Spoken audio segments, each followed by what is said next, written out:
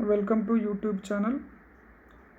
Myself, Dr. E. Komraya, Assistant Professor of Mathematics, Sri Rajarajeshwara Government Arts and Science College, Karimnagar, Telangana, India. In the earlier class, we discussed about the different types of matrices, fundamental matrices. What is the matrix? Square matrix, identity matrix, column matrix, row matrix, null matrix, and diagonal, scalar, and identity matrices, singular and non-singular matrices, and symmetric and skew symmetric and orthogonal matrices, and complex matrices, Hermitian, skew Hermitian, and unitary matrices. All these things we discussed in the earlier class with examples. Today we are going to take some basic examples of the fundamental matrices. That is, in the earlier class we discussed about symmetric and skew symmetric matrices. Symmetric means which is real symmetric matrix whose entries are real numbers, and some basic properties on these matrices are A plus B whole transpose equals to A transpose plus B transpose, and A transpose whole transpose is equals to A, and AB whole transpose equals to B transpose and A transpose. That is, multiplication is reverse. And determinant of AB equals to det A into det B. Determinant of AB equals to det A into det B. Now det A equals to det A transpose. That means determinant of A and A transpose is same. And determinant of A square det A whole square. Determinant of A power n det A whole power n. Like that we can understand, because determinant of AB equals to determinant of A into determinant of B. A multiplied n times determinant of A power n. Then that is nothing but determinant of A whole power n. Determinant det A n times det A into det A into det A. That's why this is det A whole power n. Det A power n is det A whole power n. This is the, and now one important theorem: every square matrix can be uniquely expressed as sum of symmetric and skew symmetric matrices. Any square matrix we can take, it can be expressed as, that is, uniquely expressed as sum of symmetric and skew symmetric matrices. Now let us take the proof. Let us take A is equals to 1 by 2 A plus A transpose plus 1 by 2 A minus A transpose. A can be expressed as 1 by 2 A plus A transpose, 1 by 2 A minus A transpose. Now I can take 1 by 2 A plus A transpose is capital P, a matrix P, and 1 by 2 A minus A transpose is a matrix Q. That's why A is in the form of P plus Q. Now let us consider P transpose. P transpose is equals to 1 by 2 A plus A transpose whole transpose. Now we will have, by taking, already we have A plus B whole transpose equals to A transpose plus B transpose. 1 by 2 is a scalar. That's why 1 by 2 comes outside. Now it is A transpose plus A transpose whole transpose. Now A transpose is A transpose whole transpose is A. That's why it is 1 by 2 into A transpose plus A. That is equals to P.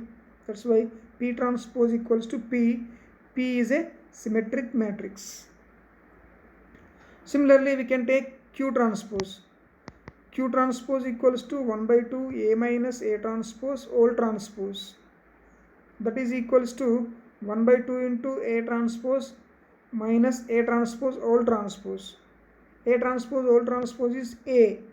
That's why 1 by 2 into A transpose minus A. Now take minus as a common. It becomes minus 1 by 2 A minus A transpose. That is equals to minus q. Therefore q transpose equals to minus q, which implies that q is a skew symmetric matrix. Therefore we conclude that every square matrix can be expressed as sum of symmetric and skew symmetric matrices. Every square matrix we can take, it can be expressed as sum of symmetric and skew symmetric. Now we will prove that the sum is unique. The sum is unique. That means every square matrix can be uniquely expressed as sum of symmetric and skew symmetric matrix. There is no other sum exist. For that we consider, let us take one more sum. A is equals to b plus c. That means A can be expressed as a sum of two matrices b plus b comma c, where b is symmetric matrix, c is skew symmetric. Some other sum may exist. We can take A is equals to b plus c. This is some other another sum such that b is symmetric and c is skew symmetric. That is b transpose is b and c transpose is minus c. Now A transpose equals to A is b plus c. Therefore A transpose equals to b plus c all transpose. That is b transpose plus c transpose. That is equals to b minus c. And now adding these two, A is equals to b plus c and A transpose equals to b minus c. Since c is a skew symmetric, that's why c transpose is minus c. It will become b minus c. Now by adding A and A transpose, we will have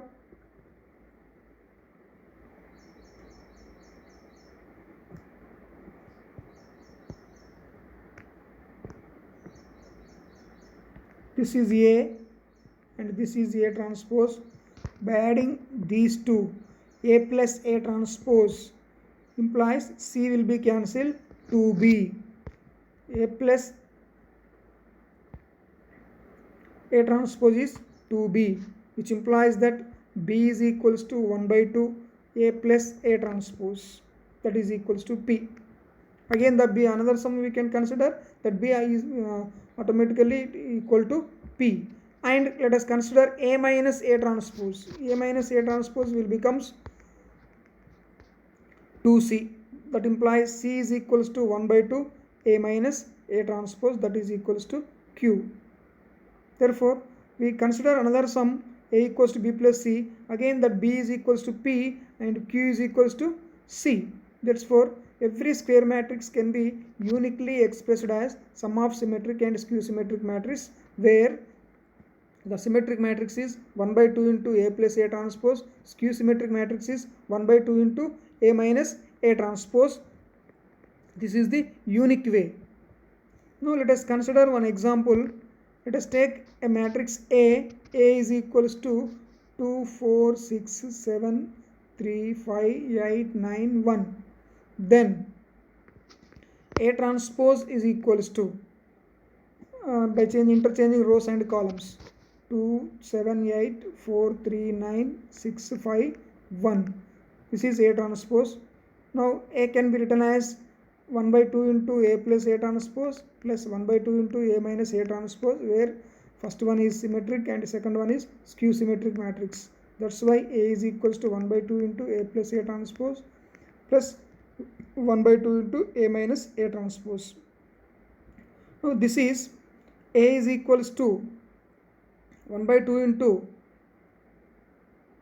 adding these two matrices, 2 plus 2 4, 4 plus 7 11, 6 plus 8 14, 7 plus 4 11, 3 plus 3 6, 5 plus 9 14, 8 plus 6 14, 9 plus 5 14, 1 plus 1 2. Similarly A minus A transpose will become, all diagonal entries will become 0 0 0 0 0 minus 3 minus 2, 4 minus 7 minus 3, 6 minus 8 minus 2, and 7 minus 4 3, it will be 0, and 5 minus 9 is minus 4, and 8 minus 6 is 2, 9 minus 5 is 4. This is the skew symmetric matrix. Here clearly you can observe that this is the symmetric matrix. 11 11 same, 14 14 same, 14 14 symmetric. The elements above the diagonal and below the diagonal are same, above and below, symmetry property. So this is symmetric matrix. And for skew symmetric, the second one is skew symmetric matrix. -3 plus 3 differ in the sign, -2 plus 2 elements in the place of a12 a21 differ in the sign, a13 a31 differ in the sign, and -4 plus 4, and all its diagonal entries will become 0. Already I told in the last class, the diagonal elements of a skew symmetric matrix are always zeros. That's why here automatically we will get zeros. So therefore A can be expressed as a symmetric and skew symmetric matrix, which is unique way. Now we can take another property, that is the determinant of an orthogonal matrix. What is orthogonal matrix? Orthogonal matrix is A into A transpose equals to I. This is the orthogonal matrix. When A is, then A is said to be orthogonal matrix. Now let us consider determinant. Det of A into A transpose equals to det I. Determinant of an identity matrix is 1. That's why this is equals to 1. And det A B equals to det A into det B. That implies det A into det A transpose is 1. Det A into det A transpose is 1. And we have the property det A and det A transpose is same. That's why this becomes det A whole square. Det A whole square is 1. That implies what is det A? Plus or minus 1. That means if A is an orthogonal matrix, then its determinant is plus or minus 1. That is, we conclude that the determinant of an orthogonal matrix is plus or minus 1 only. This is the important conclusion. Determinant of orthogonal matrix is plus or minus 1. In the same way, in the case of unitary matrix, determinant of unitary matrix is also plus or minus 1, because A bar transpose into A bar transpose is equals to same thing in. That's why that is also becomes plus or minus 1. Determinant of orthogonal matrix and determinant of unitary matrix is equals to plus or minus 1 only. These are the important conclusions. And one more thing is, and we can take some important properties of the determinants.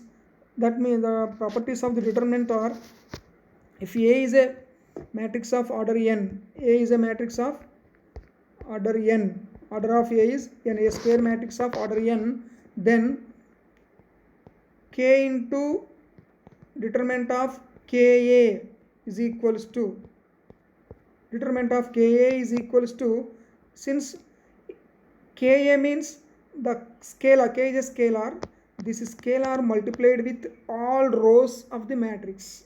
That means in every row is the constant multiple of K.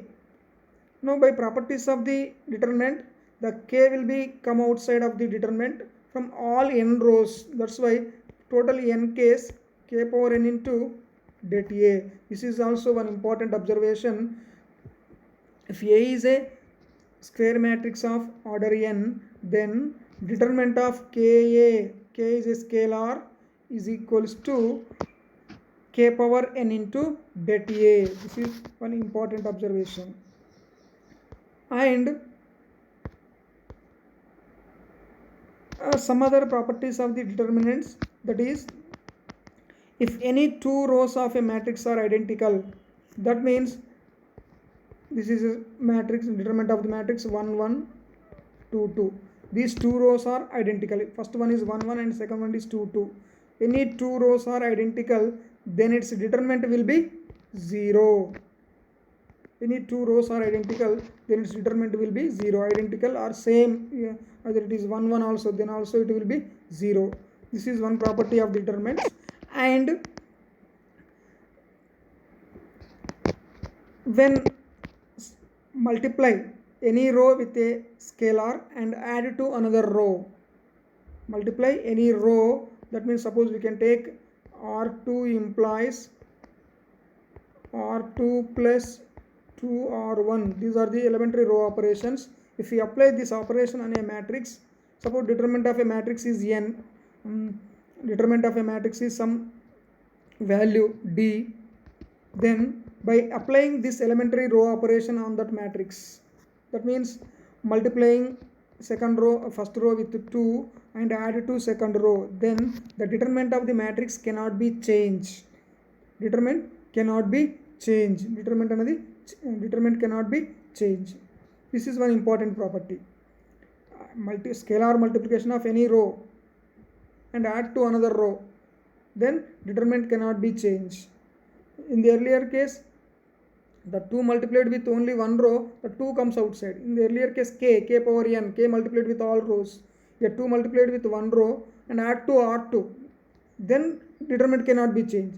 Only simply r1 multiplied to 2, then 2 come outside, 2 into det 8 will become. Like that we can understand the properties of the determinant. And any 2 rows are identical, determinant is 0. One row added to another row, then determinant cannot be changed. And by interchanging the 2 rows of a matrix, then the resultant determinant of the resultant matrix will be -1.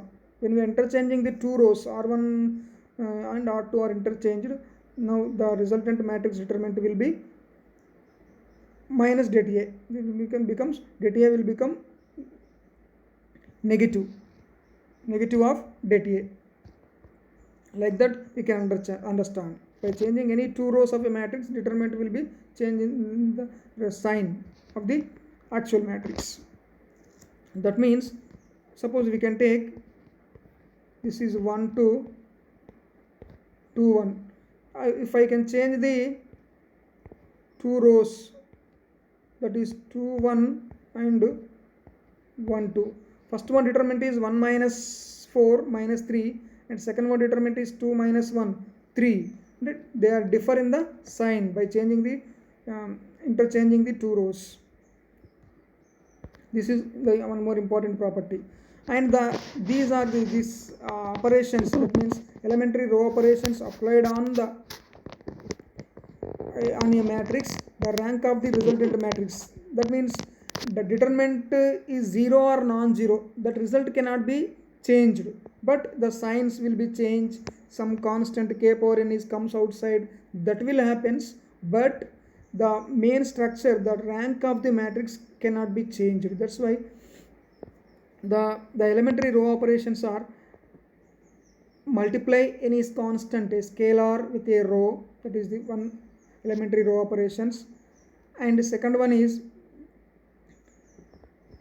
multiply one row with a constant and add to another row, then determinant cannot be changed. And another operation is elementary row operation is by interchanging any 2 rows. These are the fundamental elementary row operations to reduce the matrix into its row echelon form when we are solving the system of linear equations. By applying these elementary row operations, the properties of the vectors of a matrix, the rows of a matrix cannot be changed. The rank will not be changed. That means rank will not become 0. Okay, these are the important properties of the matrices. Thank you one and all.